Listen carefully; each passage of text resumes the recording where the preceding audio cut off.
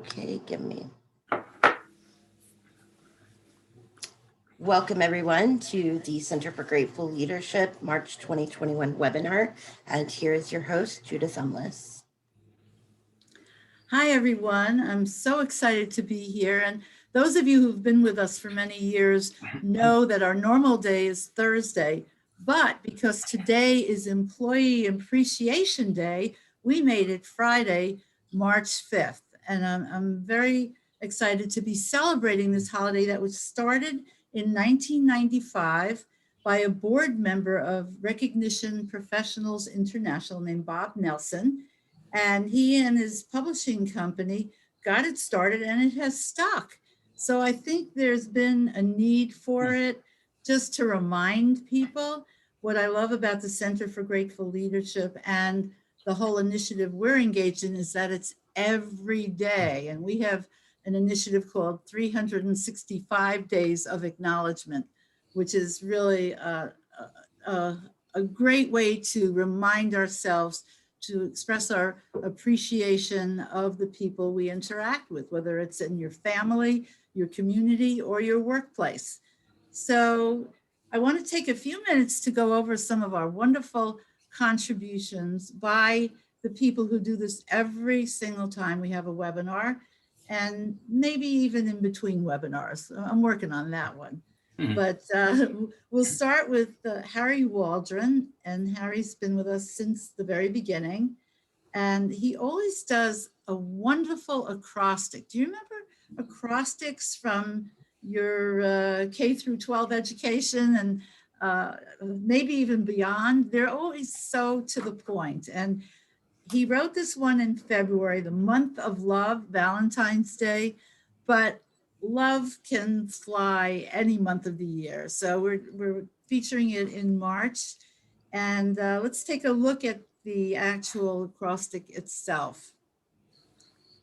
Harry has an amazing talent. He actually shared with me this month that he had writer's block. I couldn't believe it because the acrostics come pouring out of him every month and they're so on point. Love, L-O-V-E, heals if you go down this way. And I'm not going to read it to you, but he always gets acknowledgement and gratitude and appreciation, encouragement. I love this. It's a secret sauce for completing challenging tasks. And he interweaves it. So thank you, Harry. One of these days I'm going to get you to read one, but I know that's not your style right now. But start each day with gratitude and it will become a great and grateful day. That could be our motto. So thank you for your wonderful contributions. Okay, then we go on to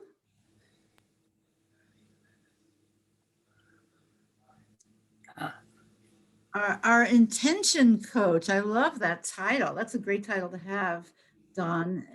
This is Donald Officer. And we got to know each other when he interviewed me for an article in Positive Psychology News. And we just became hooked for life, I think, from that point on. He did such a wonderful interview. Thank you again for that, Don. Just as the Grateful Leadership book was published.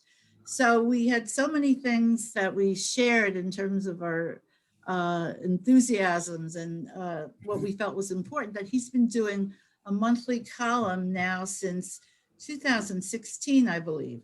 And he's been doing a series on a very important project called the Gratitude Project. And Don, why don't you take 1 or 2 minutes to just tell us about the series of articles, part 3, and who put forth this Gratitude Project? Okay, great.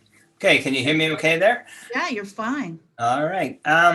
Yes, I thought that was not a really thick book, but it's not tiny either. It's about 220 odd pages. But it's really crammed full of stuff that would be valuable to any gratitude practitioner, as I refer to our membership and beyond. And that means you can refer to it at any time. Go through there, look through the table of contents, look through the pieces. I've actually just completed part 4, so I'll be sending that off to you later today. Very good, wonderful. But this is part 3, which deals with the how-tos. The first part, they're explaining what it is all about, where it comes from, why it's important, and so forth. But now we get into areas of great concern, and they would include, of course, family and workplace, and we take it from there. The thing, I guess, that's most important is that I think I started out this way too, did I not? Pointing out that there's a paradox about gratitude. It's very private. Everybody's idea about gratitude is their own, and it's based on their own experience, their own lives, and how they participate in the social world. But if it stops there, who else knows about it? But if it goes on from there, if it's expressed, if it's acknowledged, that's when it really starts to take off and do its good work. And I said it's unlike a ripple, it's more like a tsunami. It builds as it spreads, and it's quite contagious. And that's kind of the lesson of it. And this applies to any setting. And I guess that's it in a nutshell. Yes. And I'll let you read it for yourself. Yes, it'll be up on the Center for Grateful Leadership by tomorrow, if not already today. And they're always excellent, very thought-provoking, and almost academic articles, but very readable. So thank you, Don. And now we have Roxy Nevin, our own site administrator and social media expert. And she does a series called Grateful Parenting. And I'm very grateful for that series. I wish you had written it when I was having children, Roxy. Thank you. Okay, so tell us just in quick summary what it consists of. What's the article about? Okay, well, when your kid starts playing sports, you don't realize that it's not just, your kid playing sports. It's a whole world of, a lot of things are involved, and your world changes in a drastic way when your kids get really involved in sports. And so, we've experienced for the first time, one of our kids decided to get into sports. And so that became a part of our world. And we found a lot of gratitude in the process involved in all of the different aspects of the other parents and the other kids and the coaches and the school itself. So there was a lot to be grateful for. And so I just kind of wrote about that experience.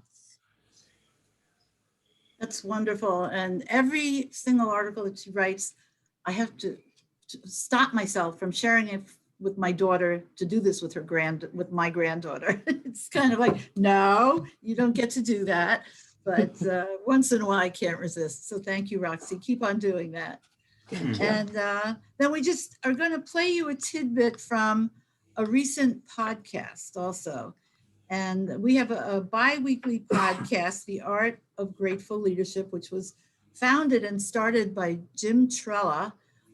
He did a fantastic job of podcasting every week for 3 years, never missed a week. Well, I don't have his stamina. So when he had to go on to other things after 3 years, I took over, but I do it every other week. He's got more stamina than I do. But I wanted to share this particular podcast, just a very brief excerpt from it. It's called The Before and the After.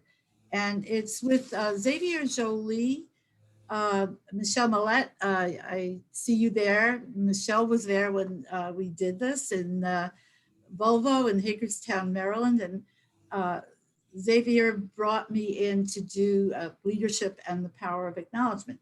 He was then global director of people development in Hagerstown. And he shares a few interesting kind of insights about the before and the after. So Roxy, can you play that for us? To it, where you said, okay, let's do this and let's do it again and again and again and again.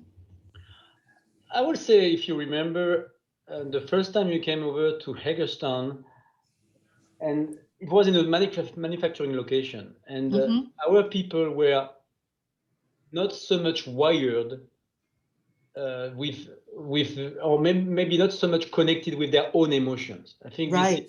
this is a quite male-dominated world, the plant manufacturing. Mhm. Those people are, I would say, big guys with big egos and really, really aspiring to keep the line working on and running on. And when we were laying down this new concept around increasing our competencies, engaging people into a people development journey, most of the people were suspicious, that way. And Good then I description. thought, yes, and then I thought we need to start differently, and we need to be provocative. And the first element of our people development journey was your training around grateful Oh. leadership. At the time, it was the power of acknowledgement. I didn't know that. Oh, that's such an honor. Thank And you. and we made, and I made a bet because I really trust a lot into this power of acknowledgement. I believe you can get the best out of you people when you acknowledge them Mm, properly. And I think the how becomes instrumental. And when yes. people understand that they can make the difference and they can really influence their working environment, and also they can make an influence on their peers or on their colleagues, it transfers and it drives a total new dynamic and total new positive dynamic into the plant. And I remember into this moment, into this training, it was an 8 hours training. And if you remember, Yes. people, the first crew was not really happy to be there. They were all Not at all. arm crossed and awaiting the day to go. Yes. And the first 20 minutes, if you remember, I was on the back of the room, standing, and I was thinking, wow, it doesn't go well. It doesn't go well.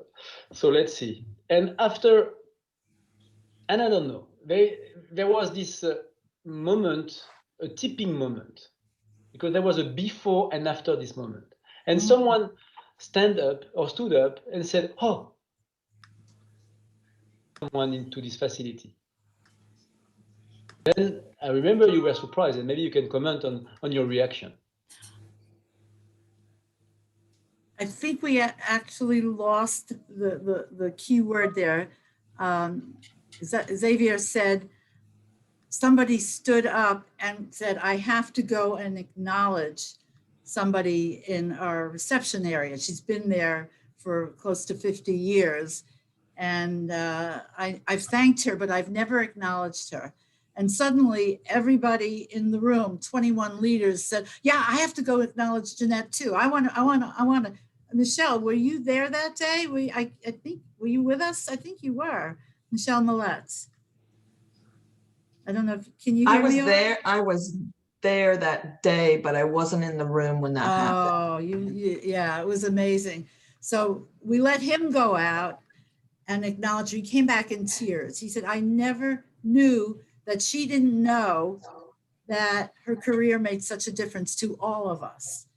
And that's when, and I love that concept of the before and the after. You know, you will bring someone to a webinar or to take one of our courses in the power of acknowledgement or grateful leadership. And there is definitely a before and an after. And if you want to get your leaders to buy into this, sit them down and make them do it if you can. And sometimes you have to do it a little more gently. And I have ways to do that too. But then what happens is in the before, either they think they acknowledge people, but they really are recognizing them rather than acknowledging them. And it's not heartfelt, it's not authentic necessarily. When they get exposed to this work, they get it like that. And it is so exciting. The transformation is, and it's a one-way street. Once transformed, they can never go back to where they were before. So I love that Xavier called that the before and the after, with the tipping point in the middle. And we have wonderful podcasts. I see Stephen Weber, you're with us today, Assistant Superintendent of Fayetteville. Did I get it right this time, Stephen? I said Fayette last time in the podcast.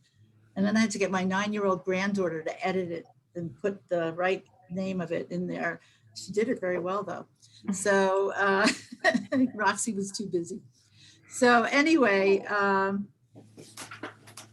we would love to have you listen to the podcast. Roxy did an amazing one.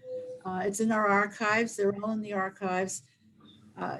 She just spoke so freely about how you have to acknowledge people who are on the spectrum. It's different. It's not the way it is in everyday life. And she made it so clear through her own self-revelations. And I'm very grateful to you, Roxy, for doing that and for having the courage to bring that work to the world.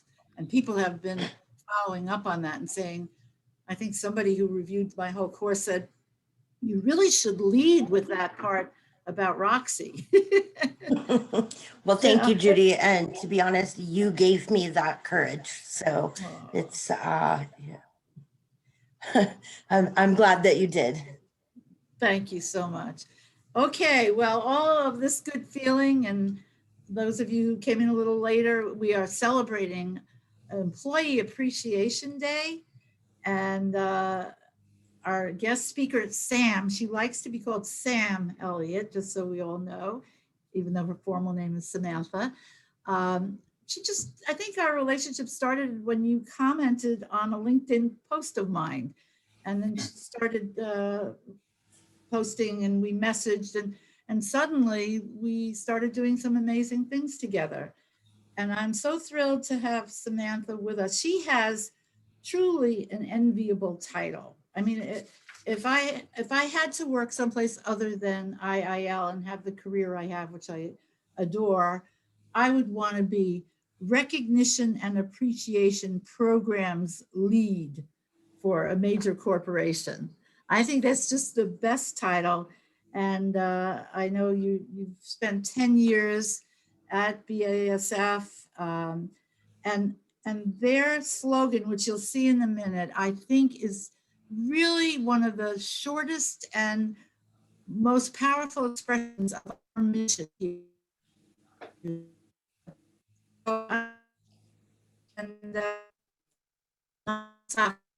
well.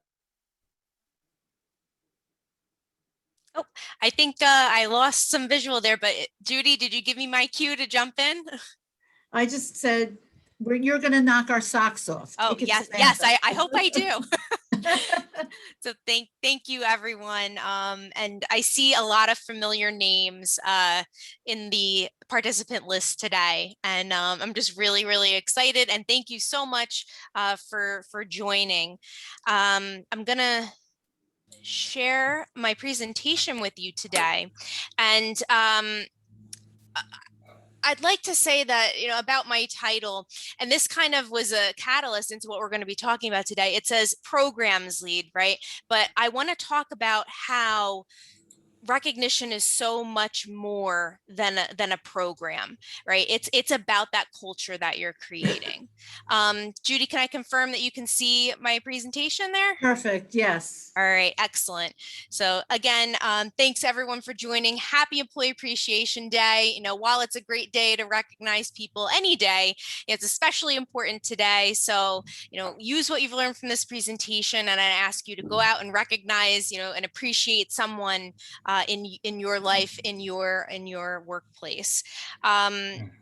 I'll tell you a little bit about myself and a little bit about BASF. So in addition to working for BASF, I am a new mom. I have an 8-month-old son named Arthur as of today. He's, 9-month as of today. So I'm really excited about that. That's been certainly a learning journey, becoming a new mom. During the pandemic, I picked up a new activity of kayaking. So I really like getting out there in nature. And then, as Judy mentioned in her description of me, in my spare time, I still practice gratitude and recognition through my blog, Be the Bright Spot. So I'm recognition and appreciation all the time, every day. And yes, Judy mentioned that we met. It's funny because I have the book right here, Grateful Leadership, one of my favorite books.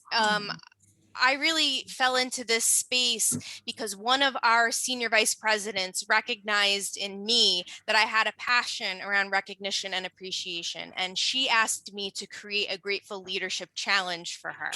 And I was doing all this type of research to deliver something really cool for our organization. And I came across Judy's book and I just fell in love with it. And it really helped propel me into a full career of recognition and appreciation. So I'm grateful for the book, and I would highly recommend it to anyone who's interested in learning more about grateful leadership and specifically how that fits into your organization.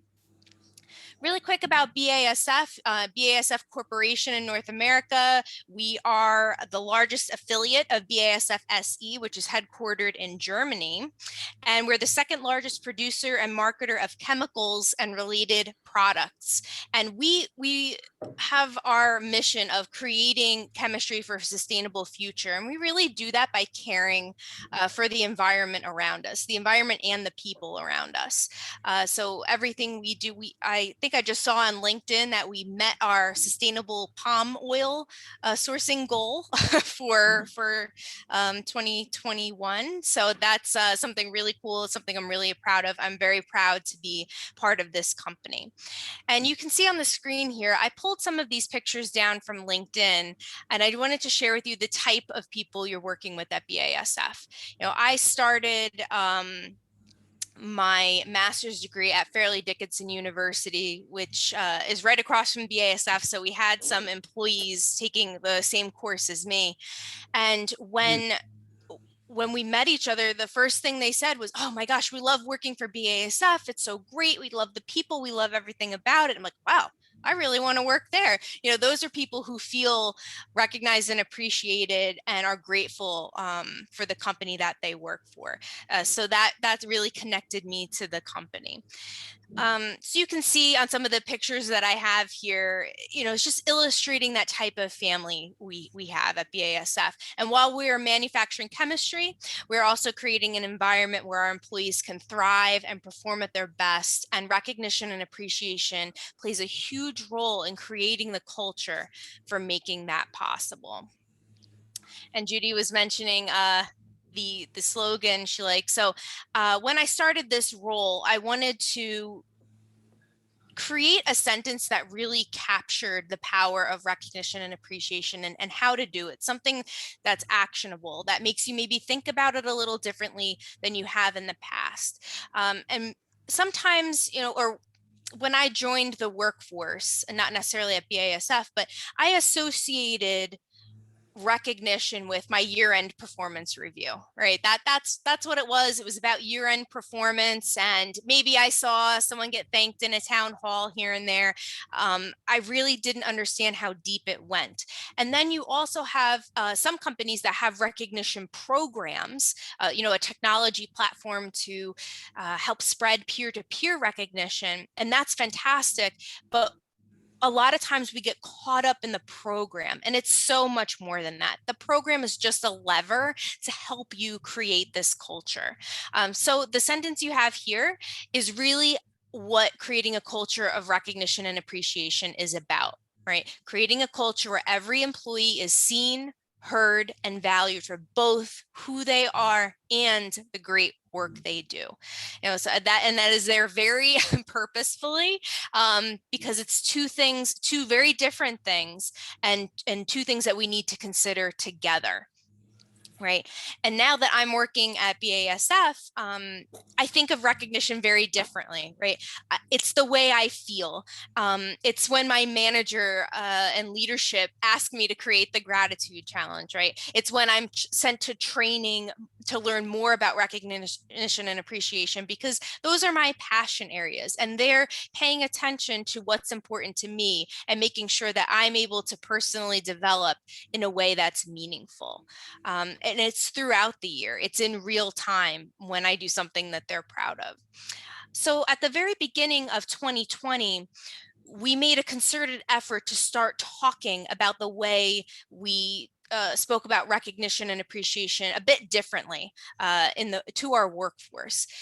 We have a technology program internally, but we wanted to challenge our leaders to begin focusing on creating that culture where every employee is seen, heard, and valued for who they are and the great work they do. And there's a couple different ways to think about that. And we're gonna touch on the two parts, right? So I like this slide here because I think it clearly delineates the difference between these three concepts, but also how they work together. So recognition is what someone does. And Judy mentioned earlier that sometimes we focus in this space, you know, about someone's performance, they're exceeding expectations, they're modeling this great behavior. But when you combine it with appreciation, you're also talking about who the person is, right? Their character, the personality traits, what you admire and what inspires you about them. You might appreciate somebody's expertise or the way they connect with their customers or the ideas that they have. Just last week or so, I was in a meeting with somebody who shared a fantastic idea, maybe which was a little counter to what the meeting was about. And it was kind of looked over until, you know, I really started thought about it. And I'm like, I know recognition, appreciation. I know that is something that should be appreciated right now. So I appreciated him in the meeting for his idea, and then realized that that idea led to a completely different concept that we had never thought about before. So it's really important to appreciate even the ideas that somebody bring, even if that idea isn't specifically implemented. And then what ties these two together is gratitude. And Judy put it best when she said that gratitude is the state in which a person acknowledges another, right? So when you're in that state of gratitude, you feel empowered to recognize and appreciate someone else. And if you can harness the power of these three tools together, gratitude, recognition, and appreciation, you can make an incredible impact on your company, your employees, your colleagues, and your customers. So definitely something to consider. It's not just all about recognition and those performance-based things, but so much more. And if you are in the HR space or maybe just in general at a large corporation, you might have seen some of these words before. I wanted to put this on a slide to show you that recognition and appreciation is a red thread that combines many of the different strategies that we talk about in the workplace, right? So you might have heard about engagement or inclusion, customer experience, high performance organization, safety, well-being. You know, these are all hot topics. And the actionable way to make an improvement on these is really through recognition and appreciation, acknowledging both, again, what people do and who they are. And we're going to be able to move the needle on these strategic areas. So some of the data I'd like to share with you just around these spaces. LinkedIn had recently found that being recognized for accomplishments at work was the single largest contributor to an overall sense of belonging. Employees who feel recognized and appreciated contribute to increased productivity, revenue, and innovation. They're absent less and have fewer job accidents. They're 2 times more likely to deliver excellent customer service, and they feel less stressed and overwhelmed when dealing with change. And clearly that's very relevant in today's society, right? We are still going through COVID. We are still going through high stress and change. And when we talk about the future of work and what the workplace is going to look like going forward, you know, these are very, a state of turmoil for some people. So having this angle of recognition and appreciation, even personally, is going to help your well-being, and it's going to help you get through that as the future becomes the present.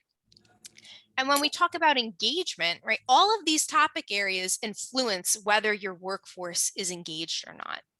So you can see how placing a concerted effort on focusing on recognition and appreciation can impact so many facets of your employees, customers, and company.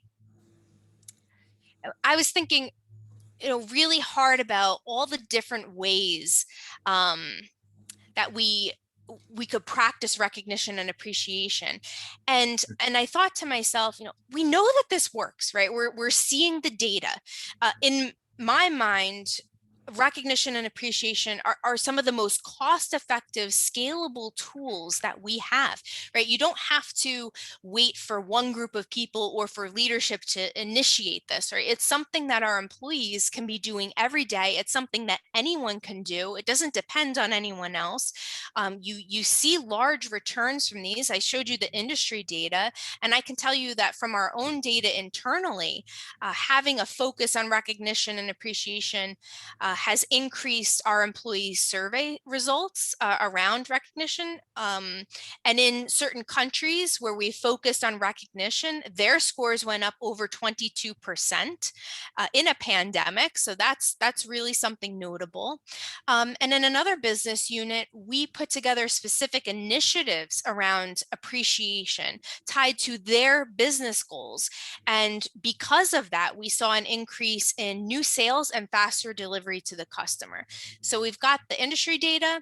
I see it in my own company, but there's still some sort of resistance to practicing recognition and appreciation. And I'm, trying to take myself out of this space and think, what is stopping us from doing it?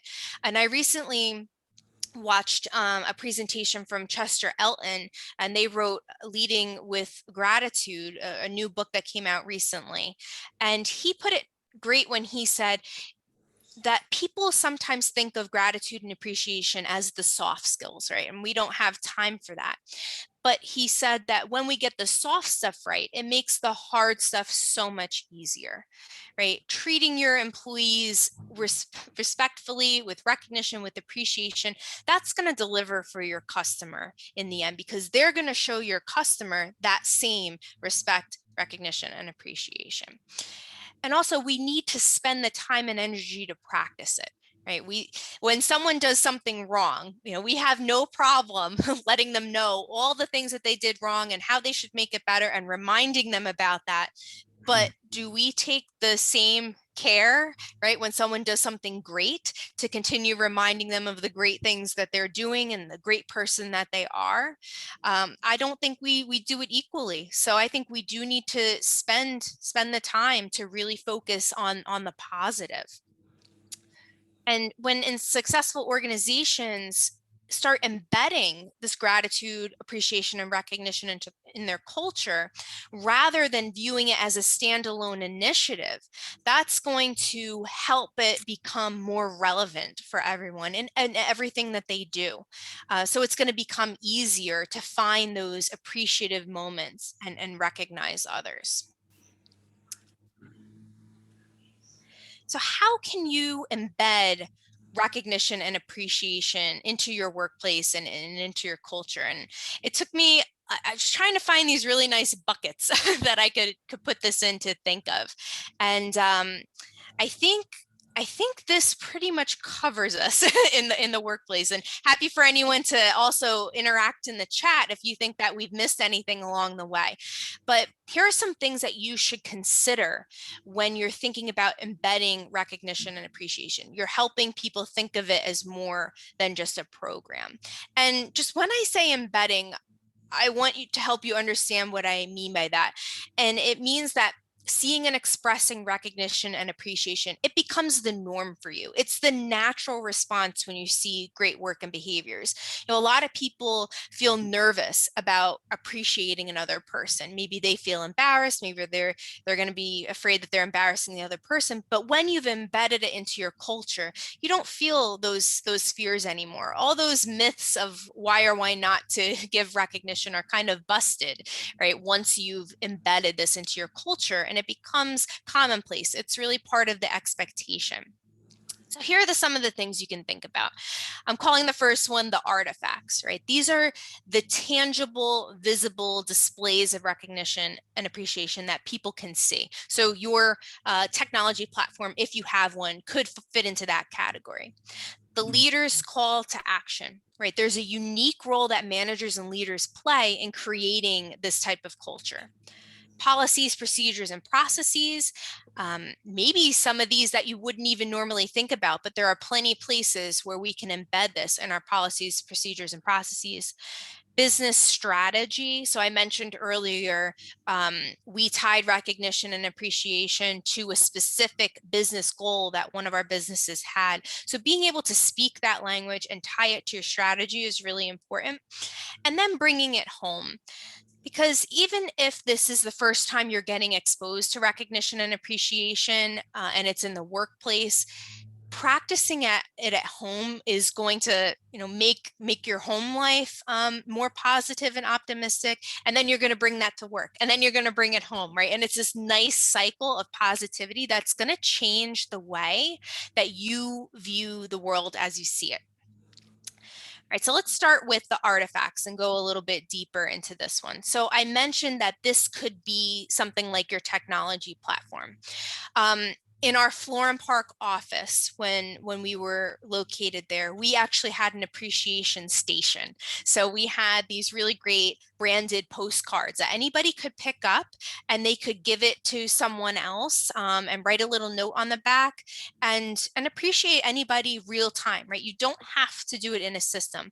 And that appreciation station is something that's visible to all employees, so they know that it's something that we care about. And it's also visible when people are visiting your office. So if you have some customers or suppliers or distributors, they're coming into your office, they're seeing that as well.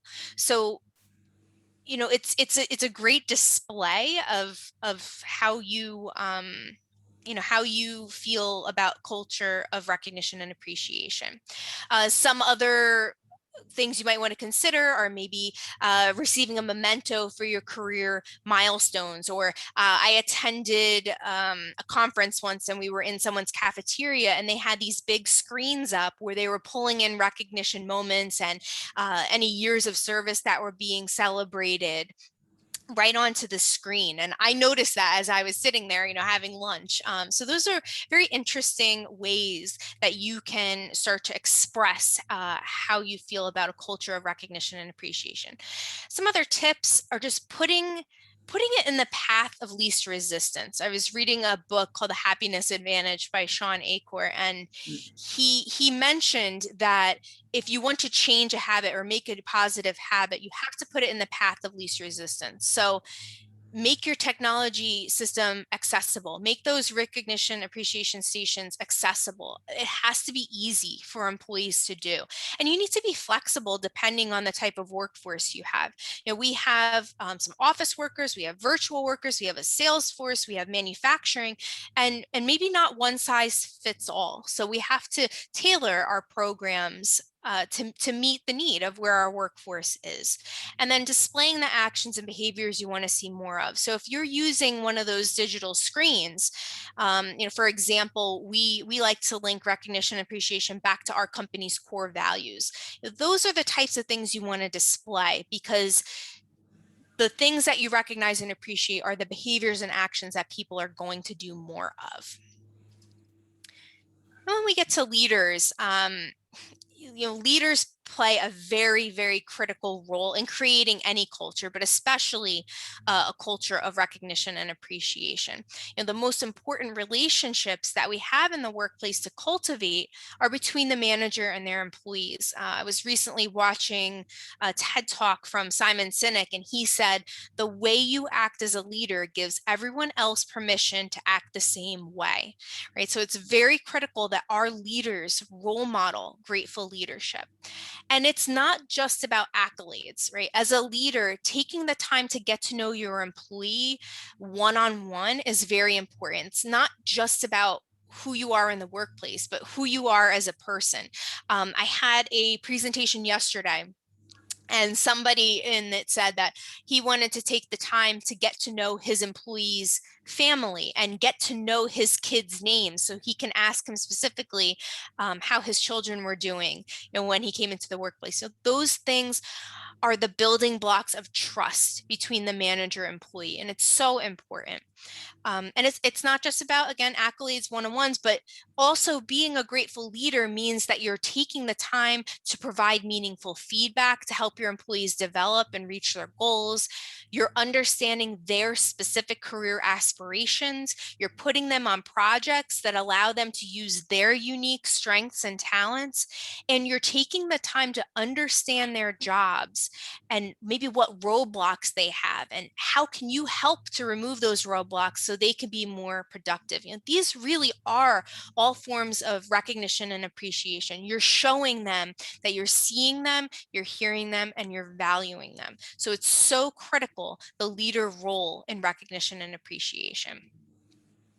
And you know, this is another spot where we might think, okay, so managers, you know, maybe this is part of their job, right? Why are we calling out? Why are they, you know, it's part of their role as a manager. But the reality is that not all managers do it.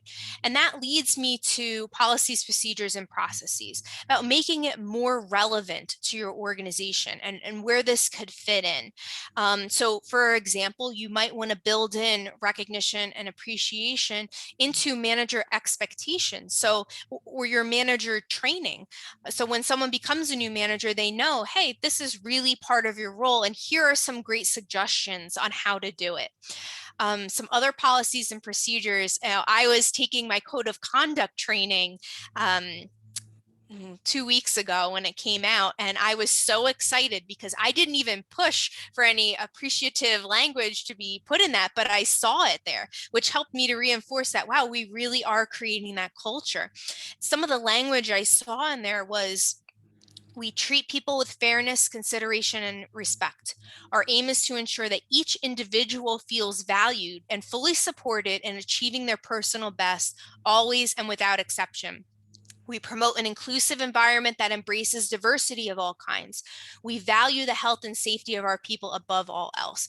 I don't think I've ever been so excited to have taken a code of conduct training in my entire life when I saw that type of language in there, because it's exactly the type of culture we're trying to create. So think about those policies and procedures that maybe you wouldn't normally think of, right? Not just the ones from your broader organization, but if you have some local policies and procedures too, or some specific to your business unit, think outside of the HR process, but also consider those touch points within the employee life cycle, right? The onboarding experience, development planning, performance management, even offboarding, or even just attracting candidates to the workforce. Those are all areas where you can embed recognition and appreciation.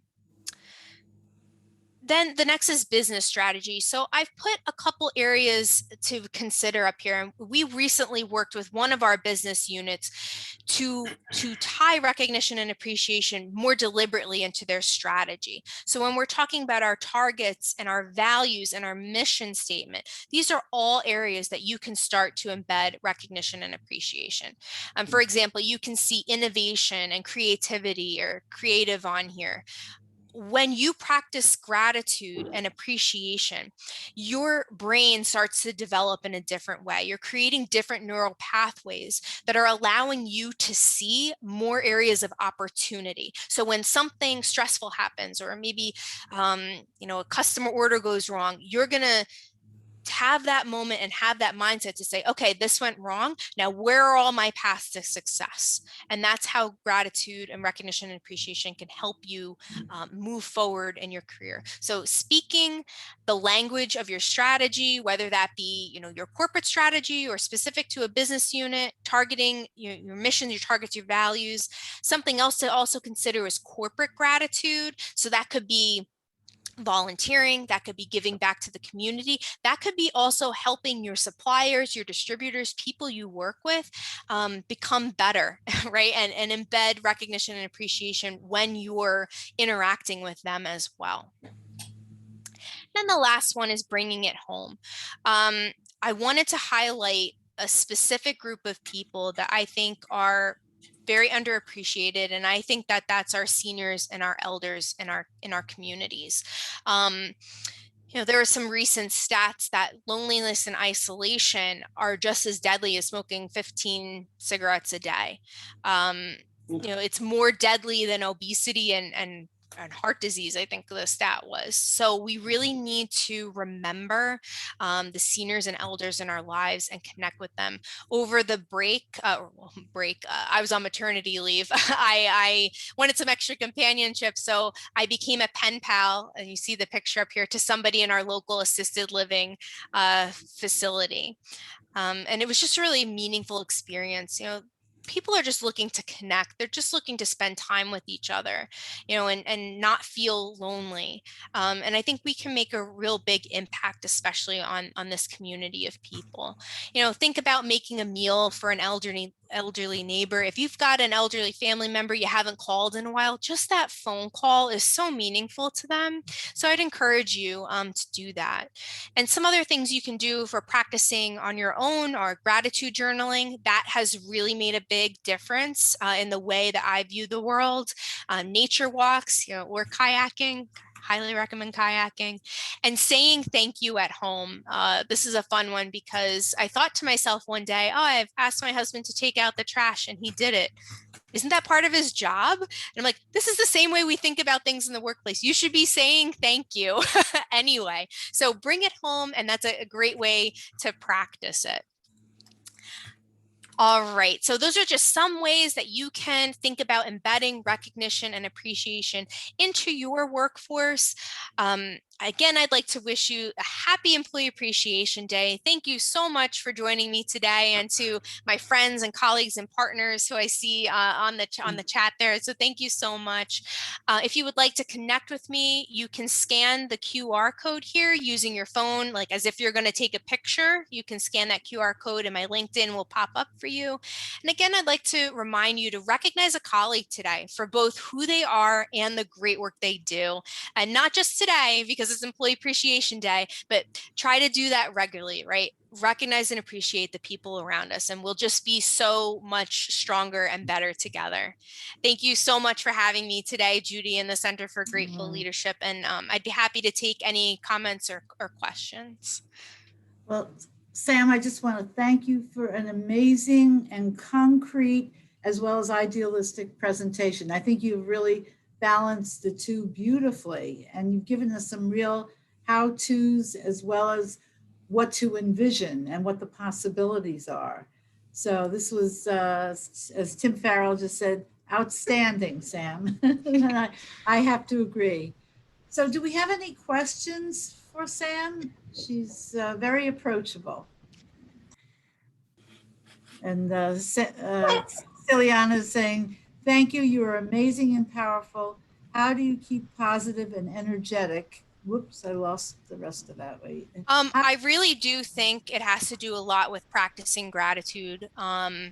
I started gratitude journaling in June of this year, right after I had my son, when things were a little scary, when you're kind of on your own in the world of COVID, right? So I started practicing that, and it was really superficial in the beginning, like, oh, I'm grateful for, you know, the beautiful breeze today and that type of stuff. But then it started getting a lot deeper. And the more I practiced it, the more I went throughout my day saying, ooh, I can write that down tonight in my gratitude journal. And it creates the cycle of retraining your brain to look for these more positive moments and interact with people a little bit differently. So that has really helped me transform the way I approach the world. That's beautiful. And we have a couple of questions. Hillary, thank you for being here, by the way, Hillary. It's lovely to see you. Hillary's got her own book coming out very shortly on project management and families. I don't remember the exact title, but you can put it in the chat, Hillary. And she wants to know how long this has been going on at BASF, that your initiative with recognition and appreciation. Yeah, so recognition and appreciation has always as far as I know, have been part of the culture. They started prior to me coming to the company, there was a focus on peer-to-peer recognition. There was a focus on having a program to help enable recognition. And I believe that was happening very disjointedly across the company until 2014, when we put in a program to share recognition and appreciation across North America. So we could recognize our colleagues. It doesn't matter what level, what business unit, where you're located. It's a way to connect with each other and show that gratitude. And we've been using that ever since. But in 2020 is really where we started to flip the script a little bit, because we were very focused on the program and utilizing the program. And that's great. It's a great foundation. But we wanted to remind people that it's so much more than that. You know, in the absence of a program, you should still feel recognized and appreciated at work. So we spent the time to train our managers and to talk just more about what creating that culture looks like, which are some of the things I shared with you today. Okay, I think we have a question from Jim Trella. Jim was the person I mentioned earlier as the founder of the Art of Grateful Leadership podcast series. Jim, before you got in, I did tell everybody that you had a lot more stamina than I do, and you did it weekly for 3 years, and I had to go to bi-weekly. So here's Jim with a question. Hi, can you hear me? Yes, I can. Very good, Sam. I love your energy. It was just wonderful seeing you. I'm sorry I was late, had a little miscommunication with things, but I came in the middle. And the first thing I saw is that it's not just about the recognition system, which is where I work. I was pushing up as much as I could, grateful leadership and acknowledgement and working through all of this. And people came back and said, oh, don't worry about it. We already have a recognition system. Mm-hmm. Not quite enough. And that was the interesting part. And that's what I'm trying to get in. I'm trying to work with, you know, we've got cultural changes. We've got things like that people are trying to do. But trying to inject appreciation into the culture isn't that easy for a large company. By the way, you're working at BASF. I work for a company you might know. It's called General Motors. Yes. So familiar. I've tried a couple of different aspects. I'm still trying. Just ask Judy. About every quarter she gets a, hey, I've got another idea. How did you do it? Did you lead this, or is it something you walked into? So I think my passion behind it has led me to drive a little bit of it, but we have our employee experience team. You know, I'm not a one-person show. We have a team. A small but mighty team that helps us. But, you know, like I said, we have really great people at BASF, and they want to do the best for their employees. And, you know, a lot of our businesses have given me their ear and given me a platform to maybe experiment a little. So one of the things I'm very close to is the data, right? I want to know what the data tells me. And you can see we have some areas of opportunity in some of the data we've collected. So in those businesses that have let me experiment a little, I can prove that having a focus on a culture of appreciation has moved the needle over there. So we should be doing it more broadly. So I try to use the data to help me position certain initiatives that I'm interested in implementing. But Jim, I don't have half a day to talk to you about it. And I love talking about recognition, appreciation, but I'd welcome you if you want to connect with me. We can talk more about that more specifically. Okay, and would you be able to put your email in the chat for us? Sure. If you don't mind, or we could connect through LinkedIn, whatever you prefer. And we've gotten some really great comments in the chat. First of all, they're moving so fast. They're coming in so fast, I can't keep up. Harry Waldron says, A++ on awesome presentation. That's a first from Harry. He's got high standards. And he said, I saw a theme to simply be genuine. So it becomes a natural part of our character. It's as simple and complex as that. Do you agree? Yeah, and some of the best practices you'll see about recognition and appreciation is authenticity, right? You don't have to fake it. You know, everyone is talented in their own way. Every one of us is unique, and we need to capitalize, right, on each other's strengths and talents and share that with each other. And if you start looking for those type of things in people, you will find it, and you will be authentic when you're recognizing and appreciating and bringing that into your culture. That's great. And then I just wanted to read Liz's comment. Liz is with BASF, and you said she's one of your leaders, I believe. So, so we're delighted to have you here, Liz. And she says, and I think we should all take this very seriously, it's so important that this is leader driven as well. Leaders help drive the culture, and then having the strong foundation, like as Sam has done, really helps move the needle. But I ask you, Liz, to share with us, how do you get it to be leader driven? You know, some of us are leaders, we have that in our title, or we have it in our influence sphere if we're project managers or agile, titled people, scrum masters. But still, how do you get your leaders to embrace this? Liz, do you mind if we digress a minute, Sam? Yeah, no, sure. Yeah, sure. So I would say, I think the biggest thing to be able to do to help leaders understand is really show them and illustrate to them how much appreciation and gratitude and recognition drives the business results, right? I mean, thankfully, I'm very fortunate to work for a leader, he's SVP in BASF that drives this naturally, right? There really wasn't much I personally had to do. He kind of leads the discussion. So again, I'm very fortunate, but I think if you have a hard time in your own organization with your own leaders or leadership team, is really kind of showing, how and showing the research and the statistics on how this drives the business growth at the end of the day. So that's what I would say. And just something I'd like to add to that too, not thinking so broadly, but just thinking of your area of control, right? As an individual, you cannot change the way someone else acts, but you can change the way that you act and your own behaviors. And something I've found even at home is the more appreciation and gratitude and recognition I show people, the more they start to show it back, right? So, use your own talents, use your own time and energy, and start appreciating, and somebody is going to pick up on that, right? It has radiating effects. You recognize somebody at work for their great work, they go home and they're really happy, right? And they recognize the people around them, or maybe you recognize a leader and then they start to see, oh, I'm getting recognized for that, and this person's doing that, let me recognize them for that.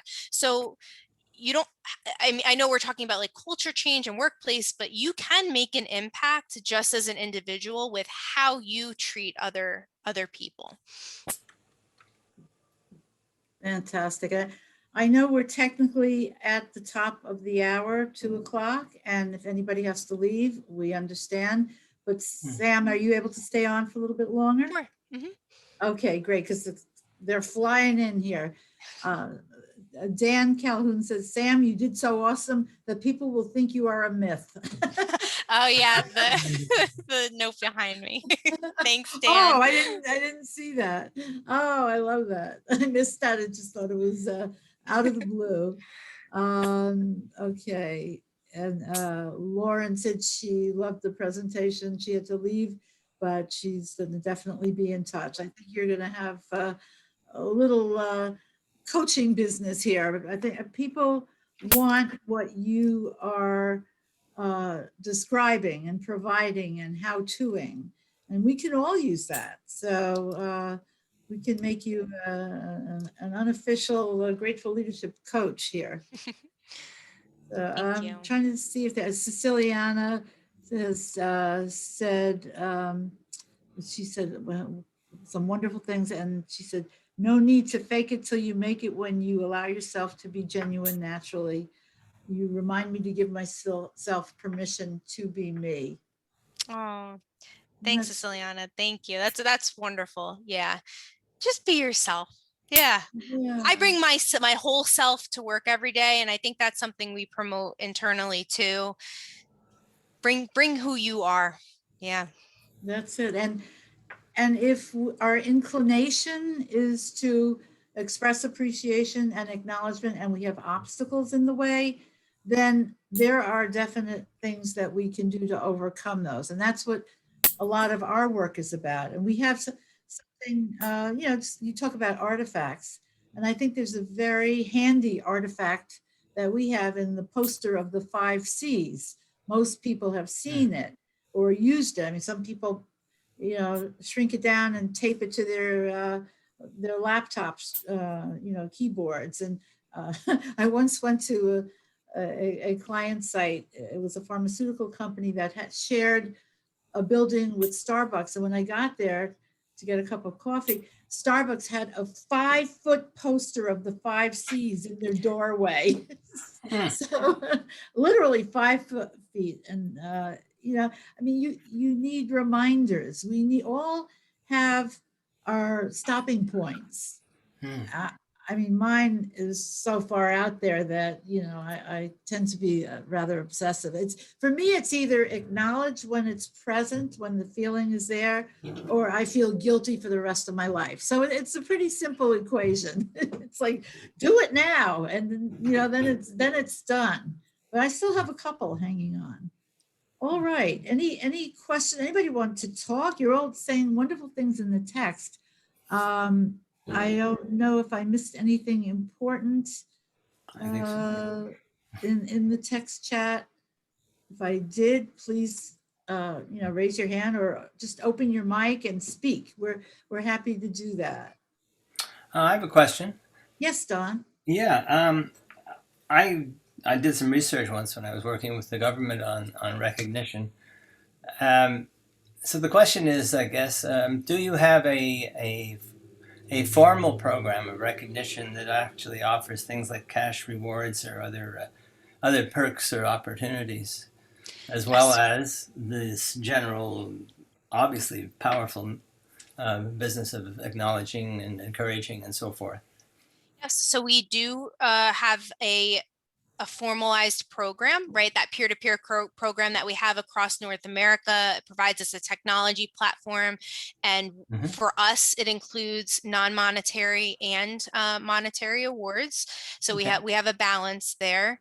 But what I found, like I at least said, you can create the technology and the platforms, but if people aren't recognizing the right things, you're not going to change the behavior in your company. So you need to make sure that that platform is aligned to the behaviors and actions you want to see more of. And you need to create that culture where people are using it, right? Just because you have it doesn't mean they will come.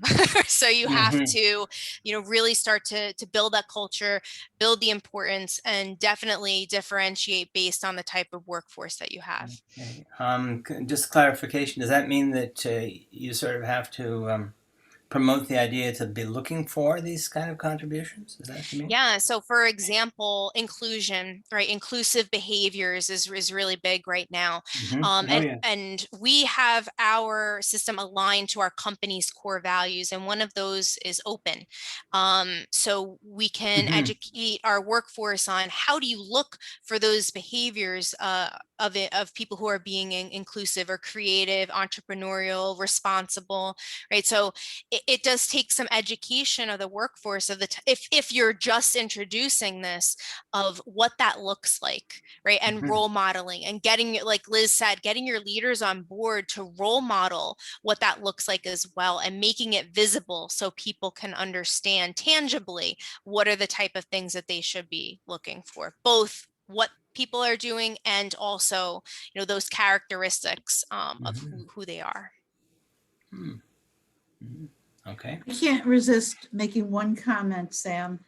I think you would make an awesome Grateful Leadership Certified Professional, which would enable you to teach our full day course, or the level 1 is an hour. We've discussed it informally. So I'm just spewing a little praise here because you've done an awesome job. And we Thank have Grateful Leadership Certified professionals here with us. Jim Trella, who just left, was level 1, the 1 hour. Michelle Millette here is full day. She was our very first Grateful. She was the one who told me after my training at Volvo that she wanted to be trained to do it. And I said, we don't have a certification program. And she said, well, then get one. I love those words. And I said, yeah. And I put it off and I put it off until she went over, under, around me. And it happened. And I'm so glad she made it happen. And, others as well are full day or 1 hour long certified professionals. And, this becomes an addition to all of the artifacts, if you will. I mean, this is more of a vision also, but it's a way to get it across to people. This goes with a recognition program. This aligns with it, but it's, forgive me, so much more. And I know someone who happens to be seated at this table with me. That's Bob Umlas. I mean, do you remember when you were working for a major tax and accounting firm and they gave you a $500 gift card as an award? What did you say about that gift card? Do you remember? I have to unmute first. It was no big deal. It was not appreciating who I was. It was like giving me a watch, which I already had. I enjoyed the $500 gift card. I bought these beautiful copper pots, but but he shortly thereafter left the company due to lack of appreciation. So, and that's another best practice of appreciation is being personal, right? You should spend, once you spend the time to get to know somebody, you're going to understand what they're, the ways that they want to be appreciated. So that watch thing in that Leading with Gratitude book by Chester Elton and Adrian, they talk about that. He received a watch and he's like, oh, okay, great. And it sat in a drawer. So one of the best recognition I got was my manager wrote me a handwritten note, and I was really into banana chips at the time. And he put a big bag of banana chips on my desk, and I'm going to remember that for a long time. And I thought that was really thoughtful of him. That's wonderful. Okay. Well, I'm sure you know how now to reach Sam. And, we love your questions, your comments. And again, if anybody wants to contribute an article or a little interview, or we used to have a CGL cartoonist, our very own, but he went on to other things. Actually, we were one of many, and most of his engagements were paid. So he did it for us for 2 years, not. So I was very grateful for that. And I know all of you are contributing in some way, either officially, through, programs that you lead like Sam, or just day to day where you're bringing this work forward. And I'm so incredibly grateful to each and every one of you. And any questions about the CGL, or how you can participate more fully, or an idea for a future webinar? We're open to any of your input. This is Rhonda. Hello, this is my first time I'm here. So I did actually put a question in there, and maybe this could be for a future topic, and that was on the sincere apology, because, I totally agree with what Judy said, Sam. It was a fantastic and very concrete, I live in France, so concrete is super important, presentation where they were practical tips. But I work a lot in diversity, equity, and inclusion. And a lot of times as you're trying to be inclusive, as you're trying to understand people, you're trying to understand people's cultures, you're going to make mistakes. And so what I find is that people do not give each other the benefit of the doubt enough, and they go away offended don't accept the sincere apology, or the person gives an apology and it's not sincere. And that's kind of that kind of breaks up this whole gratitude and recognition, etc. And also it breaks up kind of like not being able to connect with the person and feeling, you know, like they're not seen or valued. Yeah, Judy, I think it was actually in one of your books where you mentioned practicing gratitude actually enables you to give the person the benefit of the doubt. I might be summarizing that in the wrong way, but that is an outcome actually of practicing gratitude, recognition, and appreciation is your brain will rewire itself not to always think negative of that person. You will go to the benefit of the doubt first. So I know that's not answering your question, but just wanted to mention the connection there between gratitude and appreciation. But yeah, I think that's a great topic. Yeah, to explore further. I would second that. Great, thank you. Okay, well, again, everybody, a very happy Employee Appreciation Day. And please make every day, as Sam has said, Employee Appreciation Day, Family Appreciation Day, elderly people in our lives Appreciation Day. And we have a major contribution to make, each and every one of us. So until the next time, Roxy, before we sign off, is there anything you want to say? No, just everybody that is left, if you have not already joined the CGL, please go to the website www.gratefulleadership.com, sign up as a member, and you'll receive our invites to our webinars, plus information for exclusive content as well. Okay, and we're going to officially end now and stop the recording, but anybody who wants to hang on for a little bit of chat is welcome to do so.